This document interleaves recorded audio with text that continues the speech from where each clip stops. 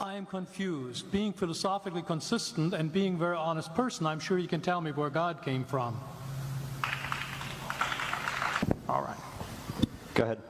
All right, your question, where did God come from, assumes that you're thinking of the wrong, obviously it displays that you're thinking of the wrong God, because the God of the Bible is not affected by time, space, or matter. If he's affected by time, space, or matter, he's not God.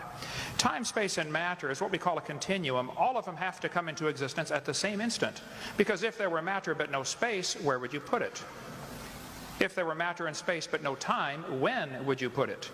You cannot have time, space, or matter independently. They have to come into existence simultaneously. The Bible answers that in 10 words. In the beginning, there's time. God created the heaven, there's space, and the earth, there's matter. So you have time, space, matter, created a trinity of trinities there. Just, time is past, present, future. Space has length, width, height. Matter has solid, liquid, gas. You have a trinity of trinities created instantaneously, and the God who created them has to be outside of them.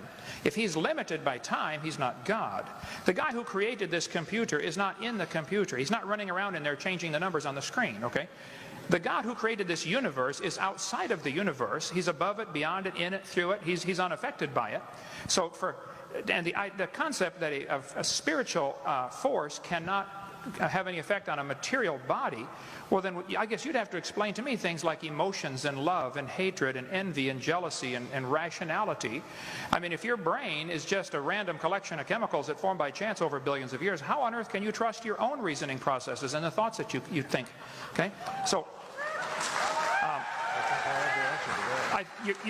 your question, where did God come from, is assuming a limited God. And that's your problem. The God that I worship is not limited by time, space, or matter.